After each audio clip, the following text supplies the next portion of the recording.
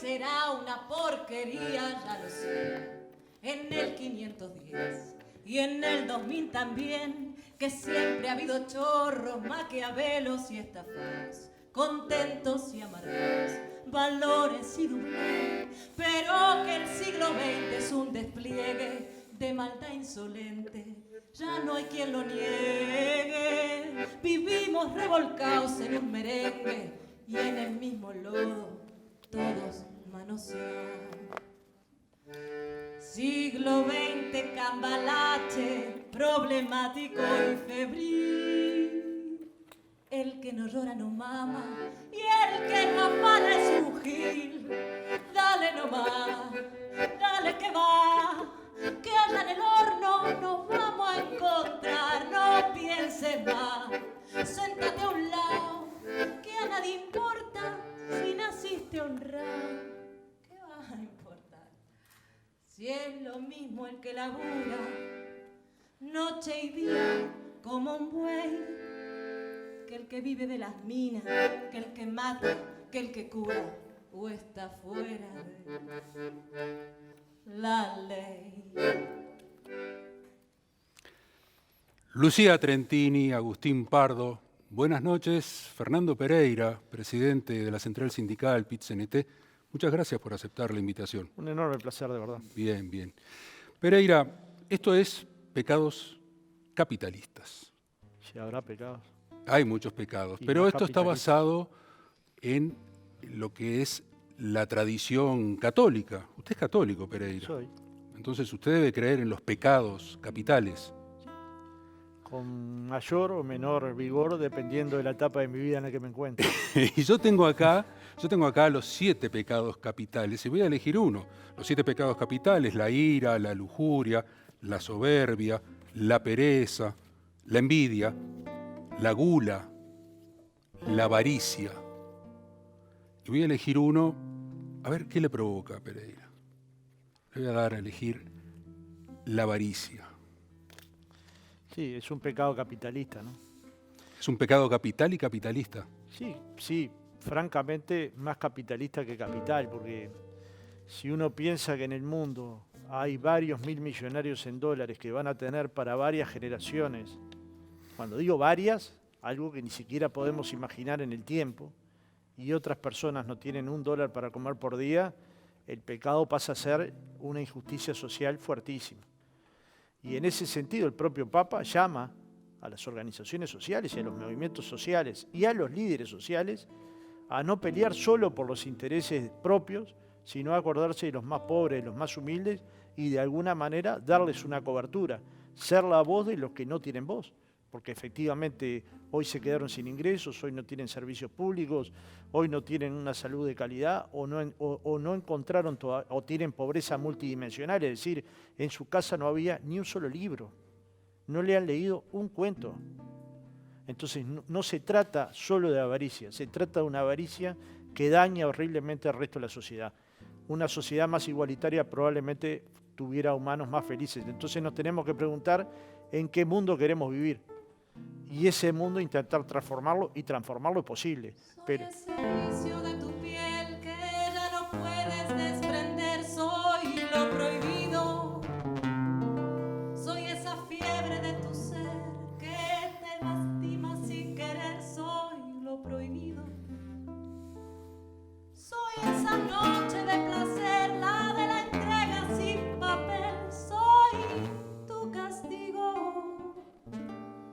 Porque en tu falsa intimidad, en cada abrazo que le das, sueñas conmigo.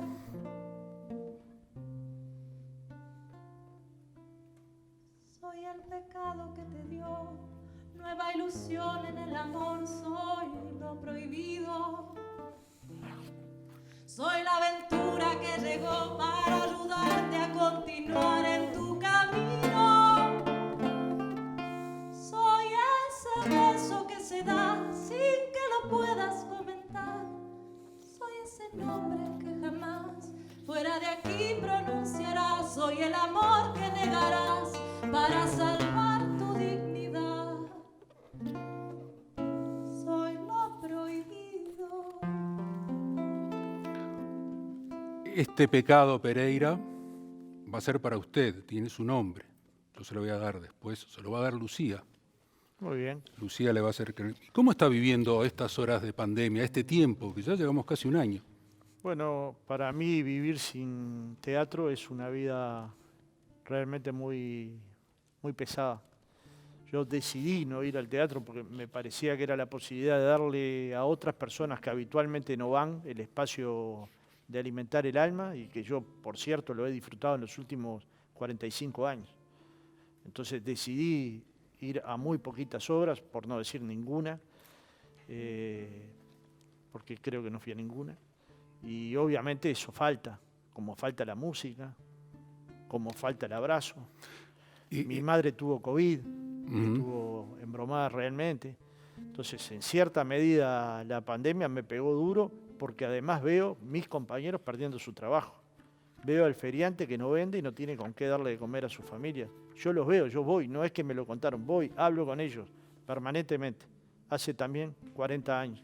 Entonces, en cierta medida, construir los recursos y las políticas sociales compensatorias para que esta gente pueda tener una lectura de libro, pueda acceder al teatro, que el teatro le llegue a la comunidad, pensar a la cultura como alimento del alma, termina siendo una cuestión revolucionaria, aunque nadie lo quiera admitir. ¿Y usted cree que el gobierno, por ejemplo, está haciendo, o los poderes, están defendiendo la cultura? Porque la cultura es mucho más que el teatro, es la música, es... No, yo pienso que no. Es más, ¿No? pienso que tampoco se ha hecho bien en Montevideo, que yo aspiraba a que Montevideo fuera la voz del cambio cultural. Pues, digamos, si algo se demostró en este tiempo es que en los teatros no había contagio, que en los espectáculos musicales no había contagio. Sin embargo, cuando hubo cierre, se cerraron. La cultura segura. Y la cultura es muy segura, porque además la gente de la cultura es muy firme, tiene convicciones muy fuertes. Nos tienen miedo porque no tenemos miedo. Nos tienen miedo porque no tenemos miedo. Nos tienen miedo porque no tenemos miedo. Nos tienen miedo porque no tenemos miedo. Nos tienen miedo porque no tenemos miedo. Nos tienen miedo porque no tenemos miedo. Nos tienen miedo porque no tenemos miedo. Nos tienen miedo porque no tenemos miedo. Porque no tenemos miedo. Porque no tenemos miedo. Porque no tenemos miedo. Nos tienen miedo, miedo, miedo. Nos tienen miedo, nos tienen miedo. Pereira, usted habló recién que su madre tuvo COVID y que pasó momentos difíciles. Y usted en las últimas horas hizo un llamamiento público, más allá de todas las controversias que hay que vacunarse. Sí, estoy convencido. Vamos, cuando uno ve a pagar a otro ser humano como yo vi a pagar a mi madre, esto lo invita a reflexionar y a pensar sobre los informes científicos que justifican la forma de expresar que tuve en relación a la vacuna. ¿Y cómo tomó en las últimas horas esta decisión del gobierno de que hay que hacer una firma consentida? Hay que facilitar la vacuna. Todo lo que entorpezca va en dirección contraria al propósito de que todos nos vacunemos y nos inmunicemos. Pero yo te digo, yo vi apagarse a mi madre y vi decirme a mi madre, me estoy muriendo. Y es una cosa que no ves, o sea, te está matando algo que no ves. Si no asumimos que entre todos nos tenemos que inmunizar y cuidar, la solidaridad va a quedar al costado del camino. Otra discusión es cómo vienen las vacunas, qué vacunas vienen, pero no poner limitaciones para que la gente efectivamente se vacune. Una vez un brujito que a toda la población embrujaba sin ton ni son, pero un día llegó el doctor manejando un cuatrimotor. ¿Y saben lo que pasó? ¿Y saben lo que pasó? ¿Y saben lo que pasó? No. Todas las brujerías del brujito de Curubú se curaron con la vacuna, la luna. Se curaron con la vacuna, la luna. Esa es la esperanza, la vacuna, No ¿no? sé, yo fui con mi niña hace 32 años y no pregunté nada sobre la vacuna, le dieron una vacuna, que era contra el sarampión, contra el tétano, contra la antitetánica, la antivariólica. Y hay enfermedades que han dejado de ser mortales en el Uruguay. Entonces, digamos, entiendo que nos hagamos miles de preguntas, pero luego que nos las hacemos y nos sacamos las dudas con los científicos uruguayos, como se ha expresado Juan Cristina, o Gonzalo Moratorio, el propio Rafael Radi, lo que hay que hacer es proceder a vacunarse. Por supuesto, con la libertad, aquel que no lo quiera hacer. ¿Y por qué ¿no? cree, Pereira, que hay esa controversia en torno a las vacunas? Bueno, porque se ha politizado la vacuna, dependiendo de dónde ¿Quién lo se politizó? fabrique. Todo el mundo. Parece que la vacuna fuera una puja de poder y la vacuna es una inmunización general de la población. Entonces, si es rusa, la derecha le pone limitaciones y desde otro lugar surgen limitaciones, como hemos visto de otras filosofías más de centroizquierda. Entonces, digamos, discutamos lo discutible en política. Cuando lo que se trata de la salud, demos un mensaje claro, y el mensaje claro en este país lo está dando el cuerpo científico. Ojalá lo dé el cuerpo científico y la política en general, ¿no? Ojalá. Dios también tiene un papel para jugar. No dudo que halles un amor tan puro como el que tienes.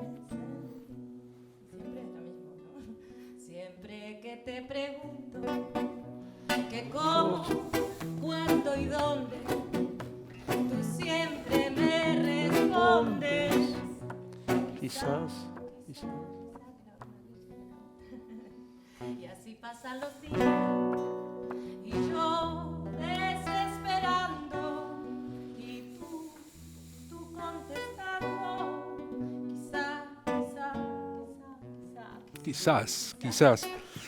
Vamos a entrar en un tema político de actualidad, Pereira, porque estamos en medio de una emergencia sanitaria y el PIT-CNT,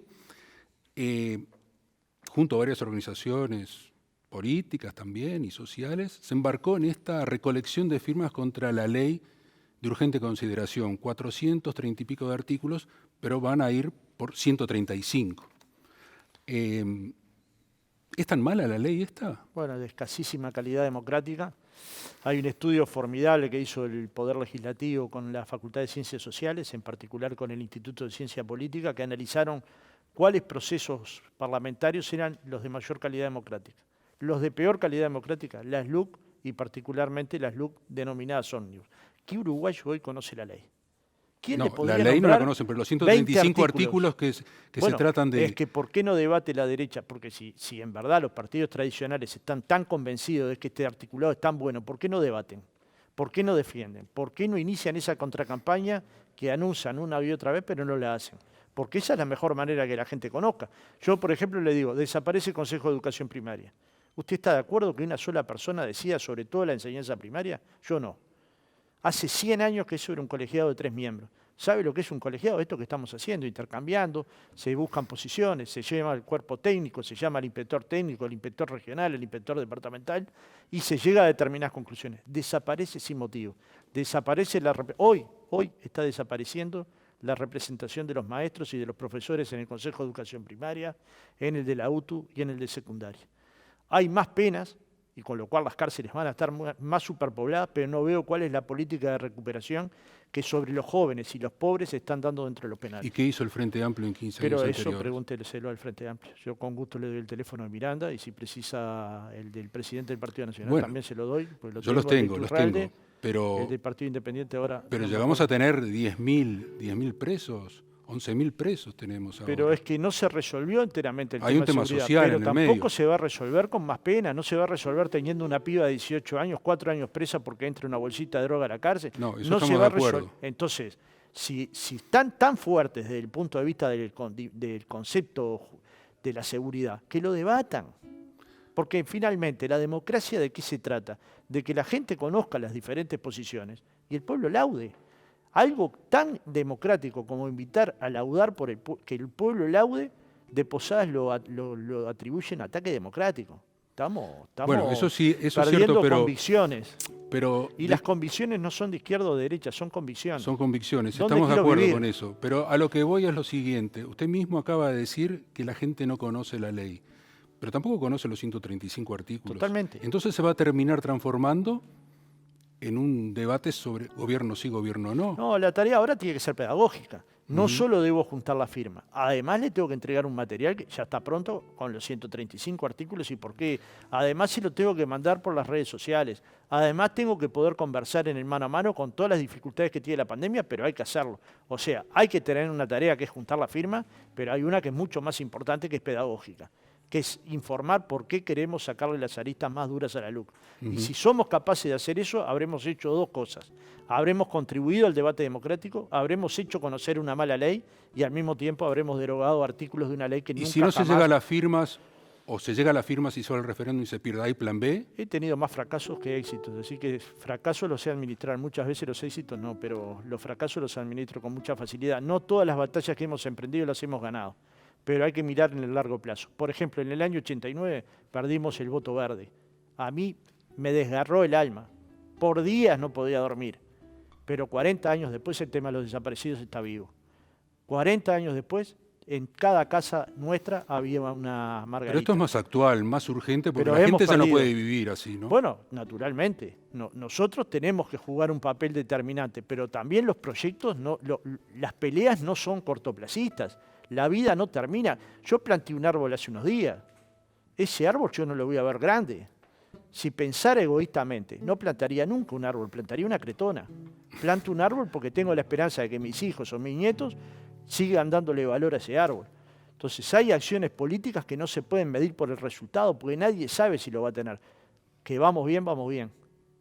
Y que vamos a estar muy cerca o llegando, vamos a estar muy cerca o llegando. Ojalá que te vaya bonito, ojalá que se olviden tus penas, que te digan que yo ya no existo, que conozcas personas, ciudadanos, colegas, De todo. Gente. más buenas, que te den lo que nunca te he dado, aunque yo te haya dado de todo, nunca más volveré a molestarte. Te adoré, más o menos, ¿sabes?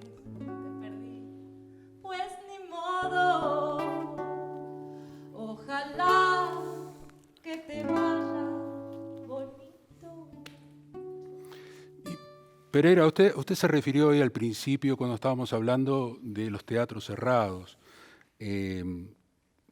Cuando esto pase, ¿cómo van a ser? ¿Cómo piensa que van a ser los teatros? ¿Cómo van a ser las huelgas, las manifestaciones? ¿Volveremos a aquella vieja normalidad? Bueno, Enrique Iglesias, que fue presidente del BID y canciller uruguayo, plantea en un libro que se llama Reflexiones, en su capítulo 5 o 6, que cuando el cambio de época se consolide, va a haber que pensar qué hacer con el tiempo de ocio. Y le dedica un capítulo entero a la cultura. Cómo esa cultura, no solo para los actores o para los músicos o para los bailarines, sino para que simplemente por hobby quiera aprender a cantar, quiera actuar. Y eso en verdad va a ser mucho más rica la vida de cada uno de los compatriotas. Entonces, en cierta medida, pensar en la cultura como una forma de salvar nuestras almas es excepcional. 3 pesos no te salvan la vida. La búsqueda de la felicidad es la ética mínima y esa búsqueda hay que tenerla permanentemente. Ya no puedo más, siempre se repite la misma historia. Ya no puedo más, estoy harta de rodar como una noria. Ya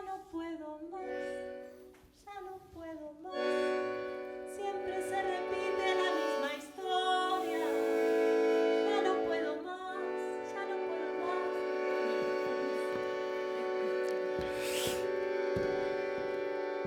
Es un poco lo que estamos Camilo Sesto, estamos cuánta viviendo, ¿no? memoria. Hay más gente en la calle viviendo, hay problemas de todo tipo, aumento de la marginalidad, pero también esto nos puede llevar a una marginalidad cultural. Totalmente. Es más, la pobreza medida en recursos es mucho menor que la pobreza multidimensional, medido en cuánto ese niño tiene. Por ejemplo, la pobreza infantil en Uruguay era 17.2% de los niños uruguayos. Dice Pero la tan rápido universidad- cayó todo así. Dice la universidad que van a haber 100.000 nuevos pobres este año. Y de esos 100.000 nuevos pobres, 50.000 probablemente sean niños. Y este golpe, ¿cómo se resiste? ¿Cómo nos miramos a la cara y nos queremos si tenemos niños que no tienen lo mínimo? Alimentación, baño, piso de material. No le digo de baldosa, de material. un lugar donde se cocine en familia. Entonces lo que nos está faltando es atender a los más débiles, a los que tienen derechos vulnerados. Pero Eso de darle a gobierno, los por pobres, ejemplo, el gobierno, por hay una ejemplo, frase dice, que dice, hay que darle a los pobres lo que les pertenece. Si les pertenece es porque los tenemos otros. eso dijo Capurro, por ejemplo. Dijo Capurro, Capurro no, dijo el Papa. No. Acá en Uruguay. Decía que ser pobre, bueno, era Capurro, dijo, ¿no? Ser Sí, pobre. pero lo dijo en otro sentido. Después me sentido, llamó claro. para decirme que no había querido decir, pero bueno, lo dicho está. En todo caso, que dé la marcha atrás para mí es muy valioso, pero lo cierto es que nadie pidió para ser pobre en el mundo. Dependiendo en el lugar en el que naciste, podés llegar a la universidad o no. Ujú. Dependiendo del lugar en el que naciste, en tu casa va a haber 1000 libros o ninguno, o 10.000. Ahora, el gobierno dice que mantiene, por ejemplo, la economía abierta. Sí, pero con grandes golpes. Por ejemplo, si usted ve el sector turismo, las pequeñas empresas, los literales, en el tiempo de pandemia que todo el mundo en su casa se quedó y pintó, arregló esas personas que vivían de esas changas, ¿de qué viven? Los feriantes, que no le llegue a la gente del exterior, los que viven del turismo argentino, porque pensar que podemos excluir a la Argentina de nuestra economía es una barbaridad. Cuando lo hemos intentado hacer, por ejemplo, en la etapa de Perón, nos tuvieron bloqueados 5 años. Eso es cierto. Y la economía nacional sufre si nuestro vínculo con la Argentina no es importante. De ¿Y el hecho, vínculo hace con pocos Brasil? días ¿Y el vínculo con Brasil? también es sumamente importante. O sea, es importante esta visita que hizo hoy el presidente Bueno, para a la mí calle. sí, para mí tiene que ir a los países del Mercosur porque no hay otra opción de negociar con el mundo que no sea a través de un bloque regional. Bolsonaro a mí no me gusta nada, pero fue el presidente que eligieron los brasileños. Ojalá cambien de opción en el próximo periodo, pero fue la elección que democráticamente resolvieron los brasileños. Es verdad que con Lula había otra sensibilidad, otra es verdad cercanía. que con otra sensibilidad hemos visto barbaries de Bolsonaro, pero el gobierno uruguayo tiene que de alguna manera generar condiciones para que el comercio exterior nacional sea desde una plataforma mucho más amplia que un país de 3 millones, ¿no? Tiene que aflojar la cincha el gobierno, tiene que dar... Ya lo debería haber hecho. Por ejemplo, con el pequeño literalé, con el pequeño empresario, con el trabajador informal, cerca de 300.000 familias que se quedaron sin ingresos. ¿Hay acaso un salario mínimo nacional? ¿No sería una política acertada? ¿Acaso que esas familias tuvieran de alguna manera una canasta de servicios públicos garantizada, energía eléctrica, agua, internet, una garrafa de gas? ¿Acaso impedir lanzamientos y desalojos no cambiaría la situación de una cantidad de decenas de miles de familias? Y si esas políticas no llegan, además sufre el pequeño comerciante. Pero sumale a esto que los salarios públicos bajaron 5%, los salarios privados van a bajar en ese entorno, las jubilaciones bajaron en el entorno de 2%, y eso restringe el mercado interno, es decir, lo apaga, y pagan los pequeños comerciantes. Si el gobierno no toma medidas, vamos a ver una crisis muy fuerte en el Uruguay en el primer semestre de este año. Pero sin embargo, yo miro cifras. Por ejemplo, se vendieron récord de 0 kilómetros en pandemia. Sí, pero no lo compraron esas 300.000 familias. O sea, las Compraron compraron los autitos chinos, los que baratos. los que acumulan. No, se compró de todo. De todo, Pero no las sí. compraron las 300.000 familias que yo le digo. Hay otras personas que mantuvieron su estatus. Hay otras personas que especularon con el alcohol en gel. Hay otras personas que multiplicaron por varias veces el valor del tapaboca, mientras era un artículo indispensable para poder no contagiarnos. Bueno, eso estará entre los pecados capitalistas, ¿no? Sí, que uno vaya a comprar un día el alcohol y al día siguiente vaya a comprar y valga 3 veces más, y ese sea un instrumento imprescindible para que yo no me contagie de un virus que me puede llegar a matar. Pero en todo caso, si queremos atender a esos sectores de los uruguayos más vulnerados, tenemos que ponerle ganas. Y el PIT-CNT está dispuesto a pelear por ello y lo ha hecho desde el primer día de la pandemia. Porque en todo caso hemos defendido... Desde el primer día de la pandemia, porque cuando el PIT-CNT llamó a aquel caceroleo, Sí. no tuvo mucho eco, ¿no? No, tuvo una prensa durísima contra la caceroleada. La caceroleada fue gigantesca. Yo, donde vivo, en el Cordón, fue enorme la caceroleada. Ahora, se la vinculó que era la medida de la dictadura, cosa que no es verdad. Se la demonizó, se la colocó como que era ponerle obstáculos en la rueda del gobierno. Y dígame, ¿usted conoce alguna movilización más pacífica que golpear 2 tapas de cacerola? ¿Nos podrán subvertir tanto los valores que lleguemos a condenar a que una persona golpee su cacerola con un palo? No, Habremos perdido no, tanto eso la es cierto, visión de lo que pero es la capaz paz. que el momento no fue el Porque adecuado. Bueno, pero eso espere la perspectiva. Sí. Porque nosotros lo que anunciábamos ahí es que no habían políticas sociales compensatorias y que eso se iba a pagar con pobreza. Y para mí hoy lo que estamos viendo es que no hubo políticas compensatorias suficientes y lo vamos a pagar con pobreza. Y de la pobreza es difícil volver, es duro volver. La crisis del 2002, si algo nos enseñó, es que lo que se produjo en pocos meses, para deshacerlo, pasaron varios años, varias décadas. Igual que en un escenario, finges tu dolor barato. Tu drama no es necesario, ya conozco ese teatro. Mintiendo, qué bien te queda el papel. Después de todo parece que esa es tu forma de ser. Yo confiaba ciegamente en la fiebre de tus besos. Mentiste serenamente y el telón cayó por eso. Ay, ay, ay. Teatro. Lo suyo es puro teatro, falsedad bien ensayada, estudiado simulacro. Fue tu peor actuación, destrozar mi corazón. Y hoy que me lloraste verás, recuerdo tu simulacro. Perdona que no te crea. Me parece que es teatro, perdona que no te crea, lo tuyo es puro teatro. Pereira, hoy me decía, por ejemplo, que el gobierno no ha hecho lo suficiente, los gobiernos, porque incluyó también a la Intendencia de Montevideo, en defender la cultura, defender a la gente de la cultura. ¿Qué es lo que puede hacer el PIT-CNT? ¿En qué puede ayudar o en qué puede presionar el PIT-CNT en eso? Mucho. Ustedes tienen un sindicato, está el sindicato de... Sí, pero además los lo actores. tenemos que hacer desde la mayor amplitud, porque no se trata solo que el sindicato de actores se pronuncie. Se trata de que todos aquellos que creemos que la cultura es tan importante como el alimento y que la consideramos el elemento del alma. De hecho, hay un cuento hermoso de Rubén Yáñez del maestro Rubén Yáñez, que invitó al padre cuando estrenaban la Comedia Nacional y el padre le dijo que no iba porque no tenía un saco adecuado para irse, pero que tenía que darle a la gente el mensaje de los obreros, ¿no? Hay una historia entre teatro y el movimiento sindical muy fuerte, muy potente, que no se puede perder en ninguna circunstancia. No porque el Ni teatro aun va a cuando la decir- gente necesita parar la olla, necesita Sí, comer. pero, Pero necesita también hay una alimentar. parte que es la alimentación naturalmente imprescindible.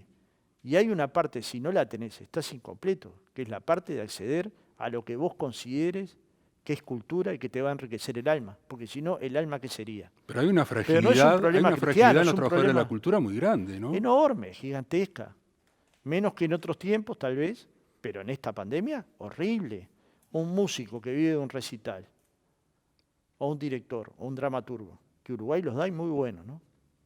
Porque hay que repensar cuántos creadores tiene esta generación para no envidiar ninguna otra generación de creadores, ¿no?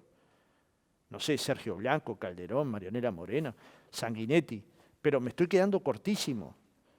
¿Acaso eso no lo podemos analizar con racionalidad? Es decir, si estamos construyendo estos notables creadores, estos notables dramaturgos, y al mismo tiempo vamos a los teatros y vemos actores de primera dimensión, que no le envidian, desde mi punto de vista, a ningún teatro latinoamericano. No digo que los conozca todos, pero conozco varios, y de alguna manera no lo pongamos eso en un lugar de privilegio, es que estamos desaprovechando nuestros talentos. Ningún país desaprovecha sus talentos.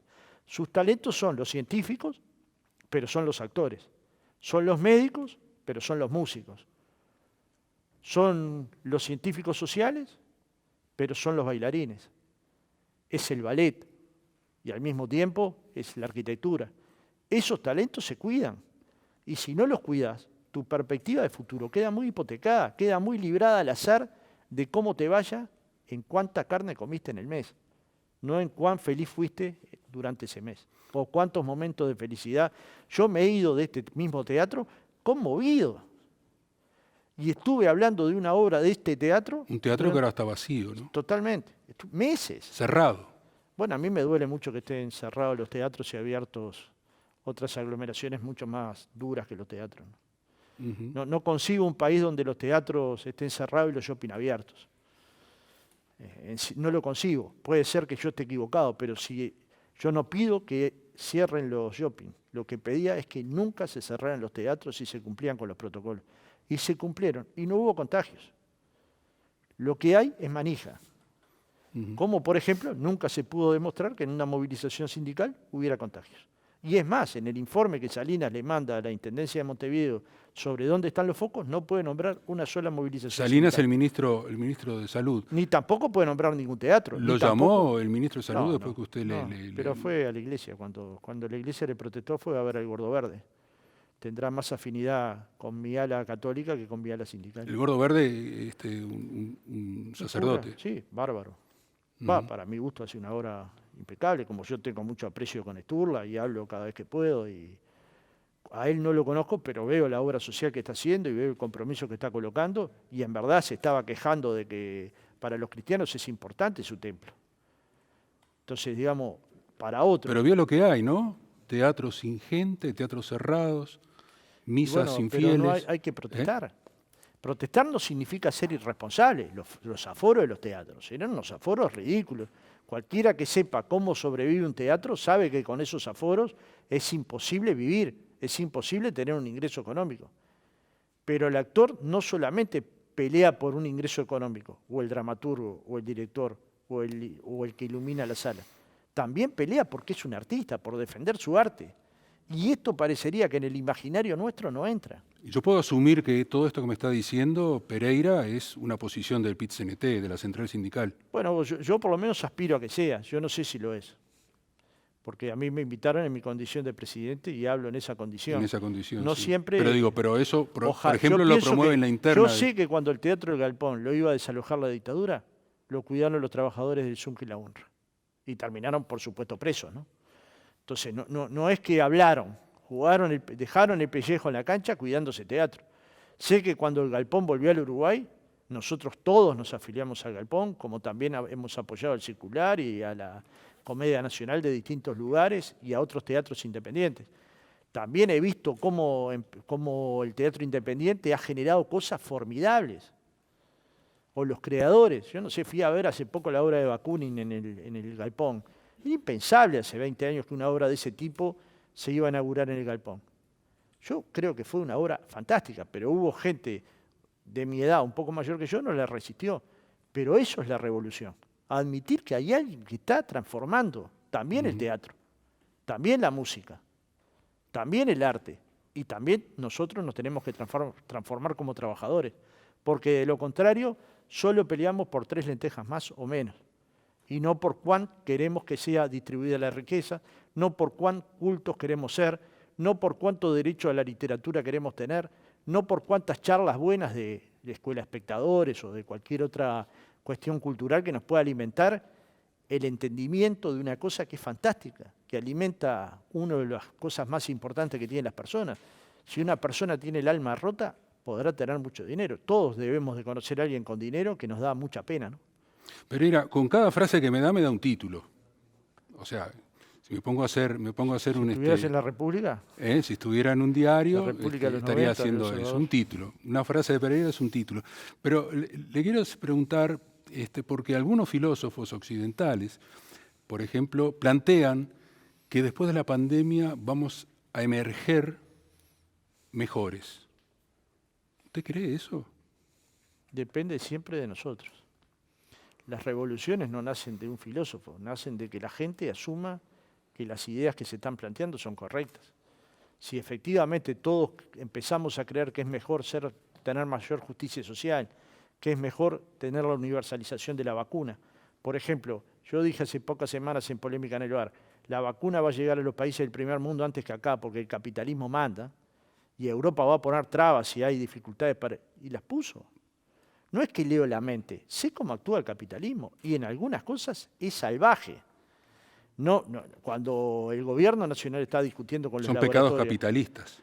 Súper capitalistas. Cuando el Estado está discutiendo con los laboratorios, es que los laboratorios tienen negociaciones leoninas por la vacuna. No hay un interés altruista de que la humanidad se salve. Es cuántos cientos de millones de dólares van a ganar. Es con qué vacuna se puede producir más. Y los seres humanos, ahora los seres humanos nos tenemos que rebelar. Y rebelar significa poder gritar, ¿cuál es tu revolución? En cierta medida, no, ¿cuál es la revolución hoy? Y bueno, para mí la revolución en cierta medida es la cultural, es el feminismo, son los jóvenes que levantan banderas que antes no levantábamos nosotros. ¿Hoy la revolución puede ser 300 ollas populares? Totalmente. Aunque eso parezca asistencialista. Pero si alguien tiene hambre, vos tenés que llegarle con un plato de comida y si es posible con un libro. Nosotros al mismo tiempo que entregamos muchos camiones de comida a las ollas populares, entregamos miles de libros para niños, convencidos de que ahí también había un alimento para el alma. No sabemos qué impacto pudo haber tenido, pero la intención del movimiento sindical en ese plano era tener una olla popular y una biblioteca. Una olla popular, ojalá que sea una olla popular, una biblioteca y una obra de teatro, o una película, o un espectáculo musical. Nuestros artistas están pasándola mal. No son los que más se quejan, pero están pasándola mal. Entonces, mirar para el costado de un sector que efectivamente la está pasando mal porque vive de lo que hace, y lo que hace tiene, digamos, no tiene todo el apoyo que debería tener desde mi punto de vista, y las prestaciones que se han dado son escasísimas, ¿no? Uno mira las cifras y dice, ¿y con este dinero qué podrá hacer esta persona? Mejor que cero es 1, pero con 1 peso no haces nada, ¿no? Claro. Entonces, digamos, lo que me parece que tenemos que reflexionar es si estamos dispuestos o no a cuidar a nuestros talentos. Y si estamos dispuestos o no a poner a la cultura en el lugar que le corresponde. Y para mi gusto están los peldaños superiores. Por suerte, para el gusto de muchos. Pero es verdad que podemos emerger mejor de la pandemia o podemos emerger más egoístas, más avaros. De hecho, los ricos ya recuperaron lo perdido en la pandemia y algunos crecieron y otros se volvieron 1000 millonarios, producto mismo de la pandemia y del consumo que la pandemia produjo, mientras 235 millones de latinoamericanos perdieron su empleo. Sí, eso es cierto. Y ese golpe, ¿quién lo agarra? Porque yo todavía tengo empleo, mi compañera tiene empleo, mis hijos trabajan, y los que no tienen ese empleo, los que no están pudiendo alimentarse, los que no están pudiendo comprarse un libro, los que no están pudiendo ni siquiera tener acceso al filósofo para ver si tiene razón, para someterlo a crítica. Claro, son varios filósofos que varios, que sí, plantean Harari, eso, ¿no? que escribió una cosa fantástica, pero varios están escribiendo sobre la pospandemia, pero la pospandemia no depende de un filósofo, depende de qué actitud humana tengamos ante el otro, qué solidaridad le brindemos al de al lado. Y en el Uruguay es conmovedor la solidaridad que ha existido, conmovedora ver cientos y cientos de militantes sociales, sindicales, de clubes deportivos, de organizaciones sociales, de organizaciones del feminismo, preparándose para que una olla popular pueda alimentar a miles de familias, ¿no?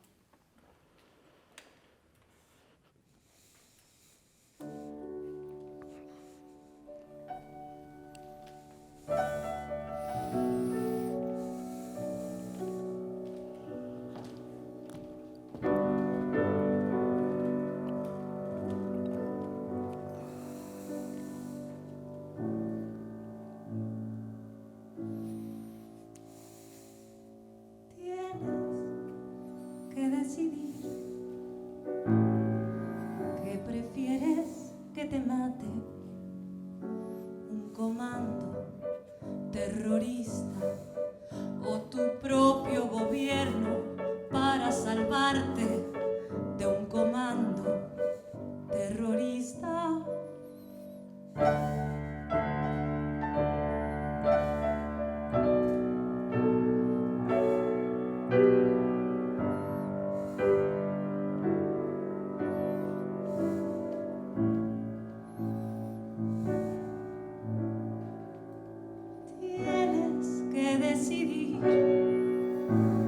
¿Qué prefieres que te mate? La pobreza el tratado de libre comercio, la coartada contra el hambre. Ya se acabó aquel tiempo en que decidían cómo nos mataban y sin preguntarnos siquiera por mera cortesía si era nuestro deber defenecer como los mosquitos al amanecer o morirnos de sed. Ya nos mataron de tantas maneras, ya nos cansamos de ir al panteón, ya no sabemos si somos rehenes civiles, vampiros o simples mortales. Pero de tanto morirnos, al menos nos hemos ganado el derecho de decidir cómo queremos morir.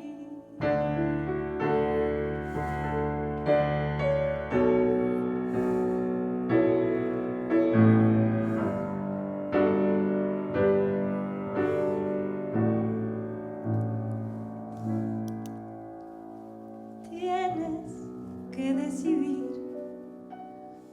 cómo prefieres morir, de hambre natural, de asco terminal, de pago de predial, ahorcada con tu chal, debiendo un dineral, cruzando de ilegal. Ya se acabó aquel tiempo en que decidían cómo nos mataban y sin preguntarnos siquiera por mera cortesía si era nuestro deber defenecer como los mosquitos al amanecer o morirnos de sed. Ya nos mataron de tantas maneras, ya nos cansamos de ir al panteón, ya no sabemos si somos civiles, rehenes, vampiros, actores o simples mortales. Pero de tanto morirnos, al menos nos hemos ganado el derecho de decidir cómo queremos morir.